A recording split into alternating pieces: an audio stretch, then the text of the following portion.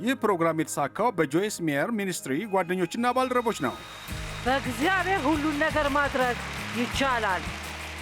የሆነ ታምር እየመጣላችሁ ነው። ነገር ግን እምነታችሁን መጨመር አለባችሁ። እምነታችሁን መልቀቅ አለባችሁ።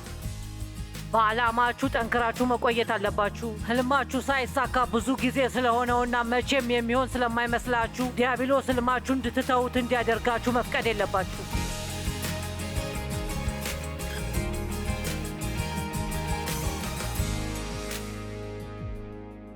ዛሬ ከሰዓት የማስተምረው ልዩ የሆነ ትምህርት አለና እንደማስበው ከሆነ ብዙዎቻችሁን ይጠቅማቸዋል። እኔም ስሰብከው እንደገና ስለምሰማው በጣም ይጠቅመኛል። እንደምገምተው ከሆነ አምና ህዳር አካባቢ የሆነ የቴሌቪዥን ፕሮግራም እያየው ነበርና የሆነ ሰው እንደዚህ ሲል ሰማሁት። አሁን የክርስቲያን ፕሮግራም አልነበረም፣ የክርስቲያን መልእክት እያስተላለፉ አልነበረም። እንደዚህ ሲሉ ሰማኋቸው። ሁሉንም ነገር ማድረግ ይቻላል እና እንደዛ ሲሉ ስሰማ ውስጤን በጣም አነቃቃኝና ይህ የሚቀጥለው ዓመት ቃላችን ይሆናል ብዬ አስብኩ እና በውስጤ እግዚአብሔር የሰዎችን እምነት ለማነቃቃት የቤት ሥራ የሰጠኝ መሰለኝ። ሰዎችን በመስበክና ወጣ ያለ ነገር እንዲያደርጉ በማበረታታትና ሁልጊዜ ምቹ በሆነው ቦታ ለመኖር አትሞክሩ። ደፋሮች፣ ብርቶችና ቆራጦች መሆን አለብንና እግዚአብሔር እንድንሰራ የነገረንን ነገር መስራት አለብን። ምንም እንኳን እግዚአብሔር ምን እያደረገ እንደሆነ ባናውቅም፣ ምንም እንኳን የሚሳካላችሁ ባይመስላችሁ፣ ምክንያቱም ለመውደቅ ፈቃደኛ ካልሆናችሁ ስኬታማ እንደምትሆኑ መቼም አታውቁም። አሜን። ፓስተር ቶሚ፣ ሎስ አንጀለስ ያለውን ሆስፒታል ስትገዛ ምን አይነት ኃላፊነት እየወሰድክ እንደነበረ ታውቃለህ? አሁን ያለበት ደረጃ እንዲደርስ ምን ያህል እምነት ተጠቅመሃል? ወይም አሁን በኮሎራዶ ከተማ እየሰራችሁ ያለው ፕሮጀክት እና እኛ በገንዘብ ፕሮጀክቱ ላይ በደንብ ተሳትፈናልና ታውቃላችሁ። በጣም የሚገርመው ለሌሎች ሰዎች በረከት ስትሆኑ በሕይወታችሁ በጣም ደስተኛ ትሆናላችሁ። አንዳንዴ እንደዛ ለማድረግ እምነት ያስፈልጋል። አንዳንዴ የምትችሉትን ያህል እየሰራችሁ ነውና እሱም ከአቅማችሁ በላይ ነው። ስለዚህ ሌሎችን ለመርዳት ስታስቡ በጣም ይከብዳችኋል። ነገር ግን እግዚአብሔር ላዘዘው ነገር ይከፍላል። አሜን። እና እግዚአብሔር ሲጠራችሁ ይጠብቃችኋል። እኛ ሁልጊዜ እንጠይቃለን፣ በእግዚአብሔር ሁሉንም ነገር ማድረግ ይቻላል። የቴሌቪዥን ፕሮግራም ላይ በእግዚአብሔር ስም አላሉም። የጨመርኩበት እኔ ነኝ፣ ምክንያቱም የመጽሐፍ ቅዱስ ጥቅስ ነው። በእግዚአብሔር ሁሉን ነገር ማድረግ ይቻላል ማለት በጣም ቀላል ነው። ብዙ ጊዜ እንደዛ ሲባል እኛን የሚመስለን እኛ ምንም ነገር ሳናደርግ እግዚአብሔር ትልቅ ታምር ሲሰራ እንደምናይ ነው። ያ ደስ የሚል ይመስላል። ነገር ግን ነገሮች የሚሆኑት እንደዛ አይደለም። ምክንያቱም እኛ ከእግዚአብሔር ጋር ባልደረቦች ነን። እኛ የምንሰራው ስራ አለ፣ እሱም የሚሰራው ስራ አለ። አንዱ ስራ ማመን ነው፣ በእምነት ውስጥ መሆን። የእግዚአብሔር ስራ እኛ የማንሰራውን ስራ መስራት ነው እና የእኛ ስራ ደግሞ እግዚአብሔር እንድንሰራ የጠየቀንን ነገር መስራትና እግዚአብሔር እንዲሰራልን የጠየቅነውን ነገር እንዲሰራ ማገዝ ነው። በመጀመሪያ የዓመቱ የመጀመሪያው የቤት ስራችሁ በያዕቆብ 4:2 ላይ እንደዚህ ይላል፣ ትመኛላችሁ ነገር ግን አታገኙም። የማታገኙት ስላልጠየቃችሁ ነው። በእምነታችሁ ብትጠይቁ እግዚአብሔር ይሰማችኋል። የእሱ ፍላጎት ያልሆነ ነገር እየጠየቃችሁ ካልሆነ በስተቀር እናንተ ታገኙታላችሁ። አሁን መጽሐፍ ቅዱስ መቼ እንደምትቀበሉት አይነግራችሁም። በማርቆስ 11 ላይ እንደተቀበላችሁት እመኑና ታገኙታላችሁ ይላል። ስለዚህ በእምነታችሁ እንደተቀበላችሁት ማመን አለባችሁ። ወደ እናንተ እየመጣ ነው እና ታገኙታላችሁ። ነገር ግን መቼ እንደምታገኙት አታውቁም። ለዛ ነው በዕብራውያን ላይ እንደዚህ የሚለው በእምነትና በትዕግስት የተስፋውን ቃል እንቀበላለን። እኛ ያለን እምነት ፈተና አለ እና እሱም የሆነ ነገር እንዲሆን ስታምኑና እግዚአብሔርን የሆነ ነገር ስትጠይቁት ከእግዚአብሔር እንደሰማችሁ ስታምኑና እንደሚያደርገው ስታምኑ ነው። ነገር ግን ምንም ነገር ሲሆን አላያችሁም። አሁን አብሮኝ ያለ ሰው አለ እና ምንም ነገር እየሆነ አይመስላችሁም። ትዕግስት የሚያስፈልጋችሁ ያኔ ነው። እኔ ሁልጊዜ መጀመሪያ አለ እላለሁ እና በመጀመሪያ በጣም አስደሳች ነው፣ ምክንያቱም አዲስ ነገር ስለሆነ በጣም ጓጉተናል እና መጨረሻው ላይ ስትደርሱና ነገሩ ተደርጎ ስታዩ በጣም ደስ ይላል። ነገር ግን መሀል አለ። በዚህ ሳምንት ከዘመርናቸው መዝሙሮች መካከል አንዱ እግዚአብሔር በመሃል ላይ ስለመኖሩ ነው። እኛ ማወቅ ያለብን መሃሉን ማለፍ አለብንና በእግዚአብሔር ላይ ያለንን ተስፋና እምነት መቁረጥ የለብንም። ብዙ ሰዎች ተስፋ ይቆርጣሉ። ምናልባት የተወሰናችሁትም ተስፋ ቆርጣችኋል። ነገር ግን እግዚአብሔር ከእናንተ ጋር ነውና እኔ በዚህ ሰዓት በእምነታችሁ እንድትበረቱ አደርጋችኋለሁ። ምክንያቱም ታውቃላችሁ፣ አንዳንዴ ሰነፍ በእምነታችን እንሆናለን፣ ወይም እውነቱን ለመናገር አንዳንዴ ይህን ሁሉ ነገር እንለምደዋለን እና ይሄ ራሱ በጣም አሳዛኝ ነው። የእግዚአብሔርን ቃል ኪዳን ስለለመድ ነው አስገራሚነቱን በደንብ አናደንቅም። ለእግዚአብሔር አንድ ቀን እንደዚህ ስለው አስታውሳለሁ፣ እግዚአብሔር ሆይ በመጀመሪያ ከአንተ ጋር ግንኙነት ስጀምር ታደርግልኝ የነበረውን ነገር አሁን ለምን አታደርግም? ሁልጊዜ በጣም አስገራሚ ነገሮች የሚፈጠሩ ይመስለኝ ነበር። እግዚአብሔር ሆይ በፊት ታደርግልኝ የነበረውን ነገር ለምን አታደርግም ስለው እሱም አሁን እያደረግኩ ነው አለኝ።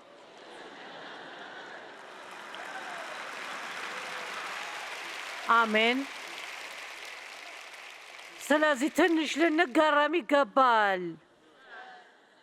ኢየሱስ ክርስቶስ ለእኛ ስለሞተልን ልንገረም ይገባል።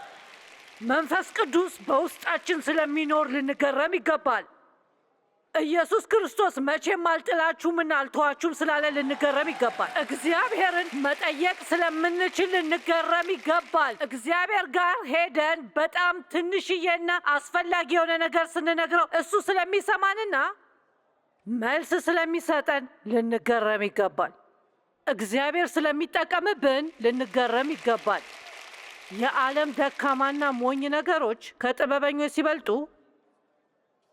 ፓስተር ቶሚ፣ እኔ በእግዚአብሔር በድሪም ሴንተር በኩል በሚያደርገው ነገር እንደምትገረም እርግጠኛ ነኝ።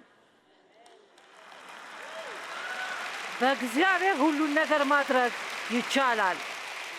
የሆነ ታምር እየመጣላችሁ ነው። ነገር ግን እምነታችሁን መጨመር አለባችሁ። እምነታችሁን መልቀቅ አለባችሁ። በዓላማችሁ ጠንክራችሁ መቆየት አለባችሁ። ህልማችሁ ሳይሳካ ብዙ ጊዜ ስለሆነውና መቼም የሚሆን ስለማይመስላችሁ ዲያብሎስ ህልማችሁ እንድትተዉት እንዲያደርጋችሁ መፍቀድ የለባችሁ።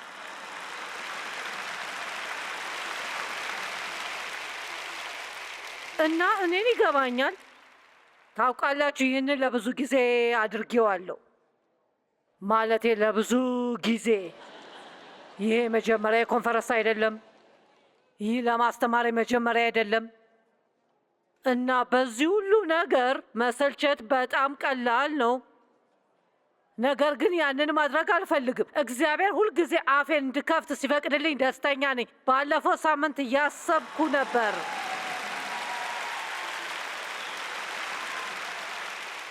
አያችሁ፣ የእግዚአብሔርን ቃል የማስተማርና የመስበክ እድል በማግኘቴ በሕይወቴ ካገኘኋቸው ትልቁ ክብር ነው።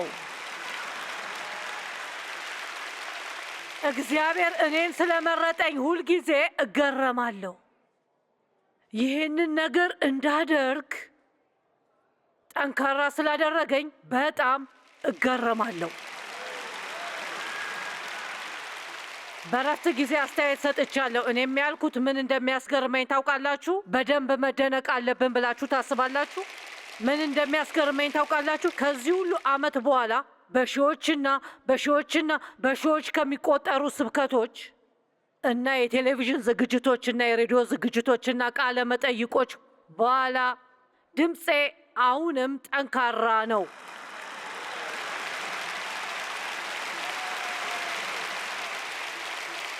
እስካሁን ድረስ በምናገርበት ጊዜ በድምፄ ላይ ችግር ያጋጠመኝ 2 ጊዜ ብቻ ነው እና አንዱ ጊዜ በራሴው ሞኝነት ነው። ላረንጃይተስ እያለብኝ ሰበኩኝ።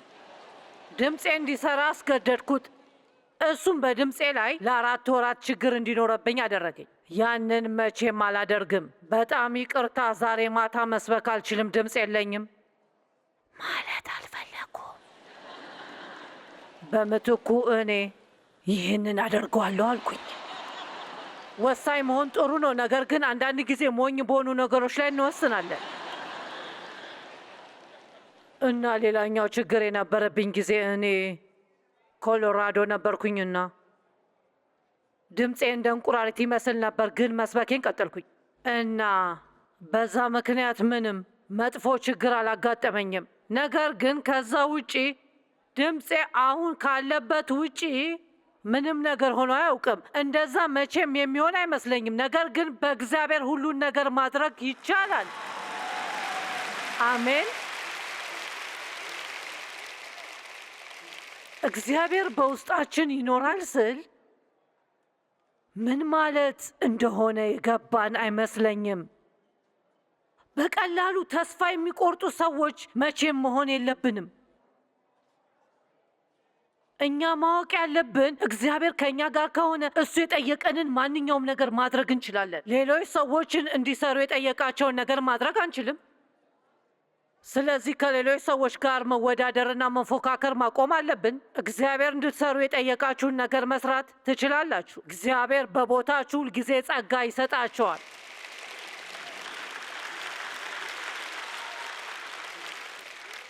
አካል ጉዳተኛ የሆነ ልጅ ካላችሁ እግዚአብሔር ያንን ልጅ እንድታሳድጉ ጸጋ ይሰጣቸዋል። በአሁን ጊዜ በጋብቻችሁ ውስጥ ችግር ካለባችሁ እግዚአብሔር ያንን እንድትፈቱት ጸጋ ይሰጣቸዋል። ብዙ ሰዎች በጣም በፍጥነት ተስፋ ይቆርጣሉ። ዛሬ እዚህ ሆኜ ስለሆነ ነገር ሰምቻለሁ።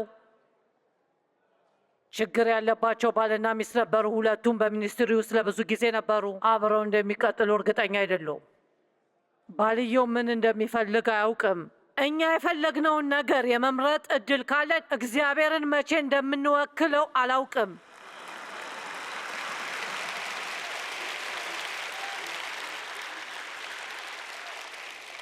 እኔና ዴቭ በጋብቻ ውስጥ ትንሽ ችግር ሲያጋጥመን ወዲያውኑ ተስፋ ቆርጠን አሁን ልንፋታ ነው ብንል እስካሁን ድረስ የሰበክናቸው ሰዎች ምን የሚያስቡ ይመስላቸዋል?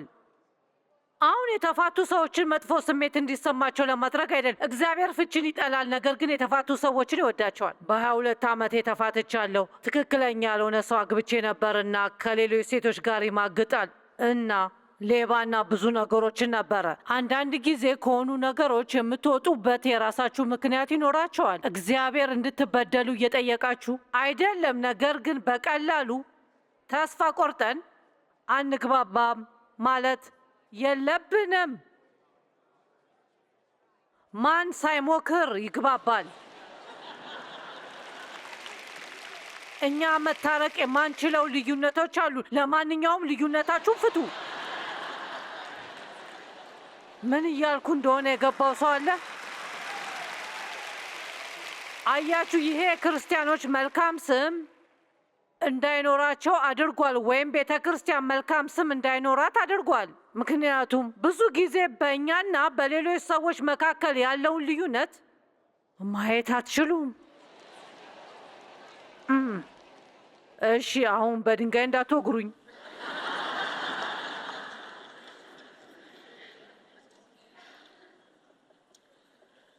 ትንቢተ ኢሳይያስ 43 ቁጥር 18 እና 19 ይህ ለእናንተ ነው። የቀደመውን ነገር አታስቡ፣ ያለፈውን እርሱ። እነሆ አዲስ ነገር አደርጋለሁ። ሰማችሁኝ? ይህ ለእናንተ ነው። አዲስ ነገር አደርጋለሁ። አሁን የሆነ ሰው አዎ ይህንን የመጽሐፍ ቅዱስ ከ100 በላይ ሰምቼዋለሁ እያለ ነው። ምናልባት በዚህ ጊዜ እግዚአብሔር እንድትይዙትና እንድታምኑት ይፈልጋል። እና እንደዚህ በሉ፣ አዎ እግዚአብሔር አዲስ ነገር እያደረገልኝ ነው። ዘንበዬ ተቀምጬስ ለራሴ አላዝንም እና ስለሌሉኝ ነገሮች አላስብም።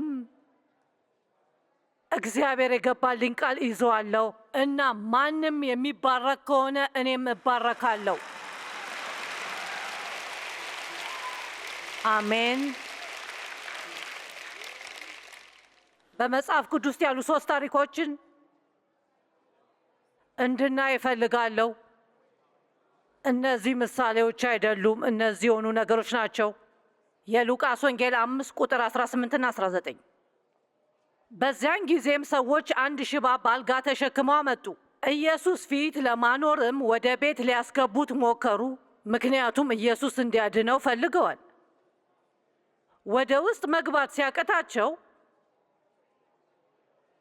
እና ታሪኩ እዚህ ጋር ማለቅ ይችል ነበር።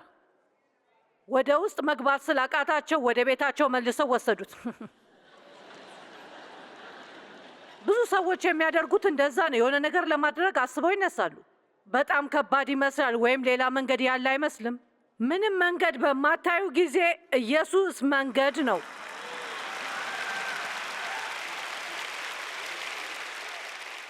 እውነቴን ነው። ሰባኪ ለመሆን እየሞከርኩ ወይም እዚህ ጋር እያስመሰልኩ አይደለም። ማለቴ እግዚአብሔር በእናንተ የሚያደርገውን ነገር እናንተ በራሳችሁ መቼም ማድረግ አትችሉ። ነገር ግን እናንተ አንድ ስራ አላችሁ፣ እሱም መቼም ተስፋ ለመቁረጥ ነው። ከህዝቡ ብዛት የተነሳ ቤት ውስጥ ማስገባት ስላቃታቸው ጣራው ላይ ወጡ። እንደዚህ ማን ያደርጋል? በአሁን ጊዜ ብዙ ጣራ የሚወጡ ሰዎች የሉንም። እነሱ በአልጋው ላይ የነበረውን ሰውዬ ወስደው ስንት ሰዎች እንደሆኑ አላውቅም፣ እንደምንም ብለው ወደ ጣራው ላይ ወጡ እና ጣራው ላይ የነበሩትን የተወሰኑ የጣሪያ ንጣፎች አነሱ እና በሽተኛ ሰውየውን በኢየሱስ ፊት ለፊት አወረዱት።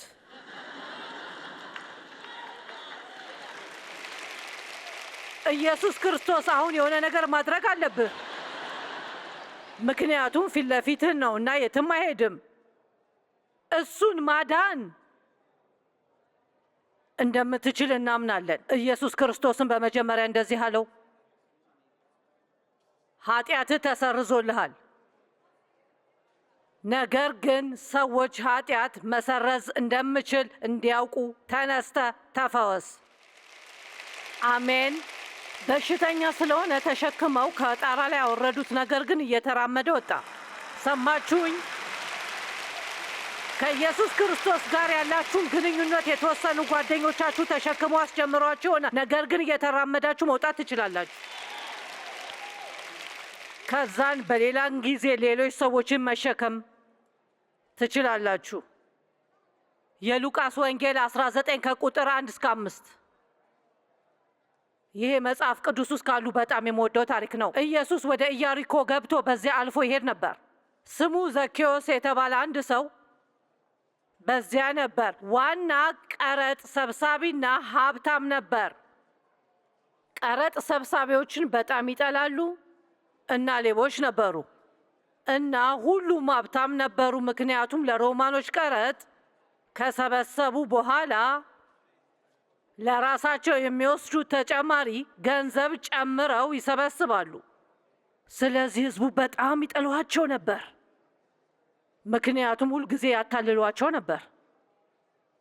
እርሱም ኢየሱስ የተባለው የትኛው እንደሆነ ሊያይ ይፈልግ ነበር። ስለዚህ በሕይወቱ አልረካም ነበር። አጭበርባሪና ሀብታም ነበር። ነገር ግን ምንም ያህል ገንዘብ ቢኖራችሁ ኢየሱስ ከእናንተ ጋር ካልሆነ በገንዘባችሁ መቼም ደስተኛ አትሆኑ። ማታ ስትተኙ ገንዘብ ሰላምን አይሰጣችሁም። አሜን። ዝናችሁም አይሰጣችሁም፣ ወይም በማህበረሰብ ውስጥ ያላችሁን ቦታ አይሰጣችሁም። እርሱም ኢየሱስ የተባለው የትኛው እንደሆነ ሊያይ ይፈልግ ነበር። ቁመቱ አጭር ነበረና እሱም ችግር ነበረበት። ከህዝቡ ብዛት የተነሳ ሊያየው አልቻለም። አጭር፣ አሳዛኝ ዘኬዎስ። ረጅም ብሆን ኖሮ በሕይወቴ ውስጥ ብዙ ነገሮች አያመልጡኝም ነበር። ብዙ ሰዎች አንድ ጉድለታቸውን ይመለከታሉ እና እግዚአብሔር በቀላሉ ያንን መሻር እንደሚችል ይረሳሉ እና ተስፋ የማይቆርጡ ከሆነ ምርጥና ኃይለኛ የሆነ ነገር እንዲሰሩ ይረዳቸዋል።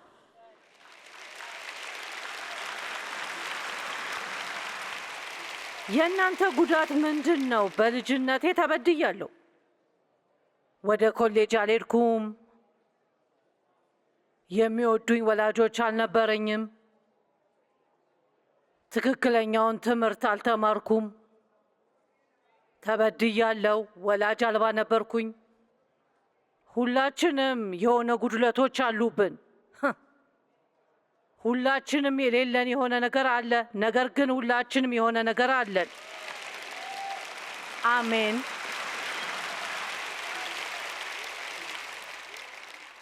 ከዚህ በላይ ጭብጨባ ጠብቄ ነበር፣ ነገር ግን ይቅር ብያችኋለሁ። ለብዙ ጊዜ እያዳመጣችሁኝ እንደሆነ አውቃለሁ። ነገር ግን ተስፋ አልቆረጠም። ኢየሱስ በዚያ መንገድ ሲያልፍ ስለነበረም ሊያየው ወደፊት ሮጦ አንድ ሾላ ዛፍ ላይ ወጣ። አዲስ መንገድ ፈለገ። አዲስ ነገር አሰበ። ችግር አለብኝ፣ አጭር ነኝ። ነገር ግን እነዚህ አጭር እግሮች ይሮጣሉ። ምናልባት እኔ አላውቅም፣ ከረዥም ሰዎች እግር በላይ። ስለዚህ ሄደና ዛፉን ወጣ። ኢየሱስም በዛ ቦታ ሲደርስ እሱን ማየት እችላለሁ። ዛሬ ከኔ ጋር አብራችሁ ናችሁ? ይሄ በጣም የምወደው ክፍል ነው።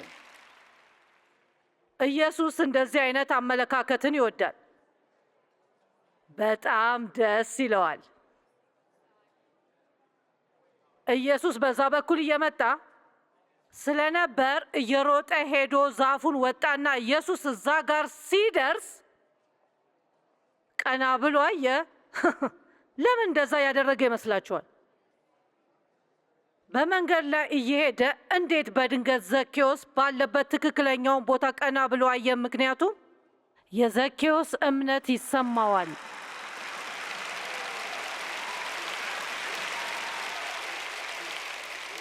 ደም ሲፈሳት የነበረችው ሴትዮ የኢየሱስን ልብስ ስትነካ ታስታውሳላችሁ?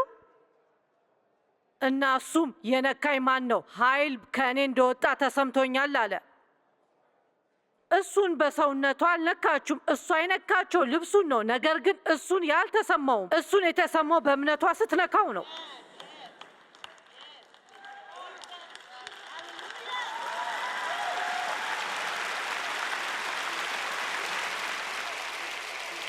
በእምነቱ በጣም ተደሰተ። ከዛን እንደዚህ አለ፣ ዘኬዎስ ሆይ ከዛ ጋር ፈጥነህ ውረድ እና ወደዚህ ና፣ ምክንያቱም ዛሬ አንተ ቤት መዋል ይገባኛል። አሁን የምነግራችሁ ፈሪሳውያን በጣም ተናደዱ። ምን እያልክ ነው? እኔ ሃይማኖተኛ ነኝና ሁሉንም ነገር በትክክል አድርጌያለሁ እና ሕግን አከብራለሁና ይህ ሰውዬ አጭበርባሪና ቀረጥ ሰብሳቢና ሌባ ነው። ወደ እኔ ቤት ሳትመጣ ወደ እሱ ቤት ትሄዳለህ? እሱ ስለ ሃይማኖታችን ግድ የለውም። እሱ የሚያየው እምነታችንን ነው። እሱ የሚፈልገው እምነታቸውን በእሱ ላይ የሚያደርጉ ሰዎችን ነው።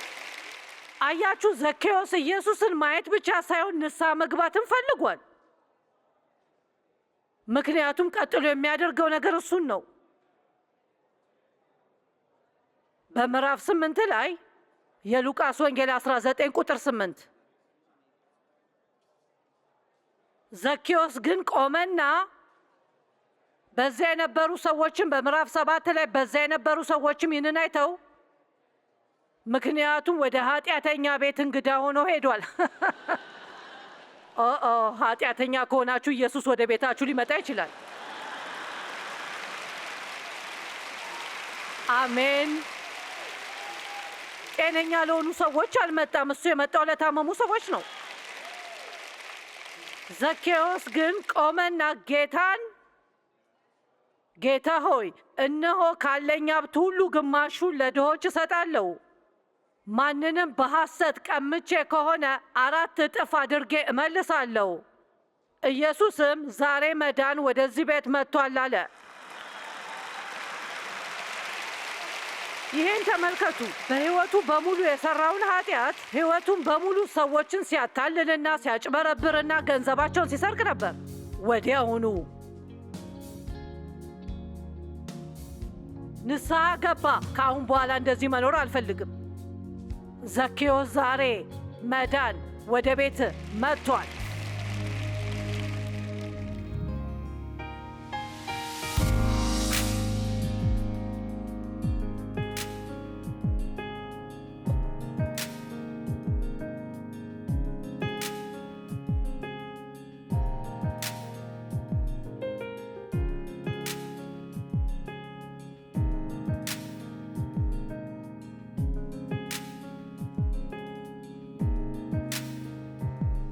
ይህ ፕሮግራም የተሳካው በጆይስ ሜየር ሚኒስትሪ ጓደኞችና ባልደረቦች ነው።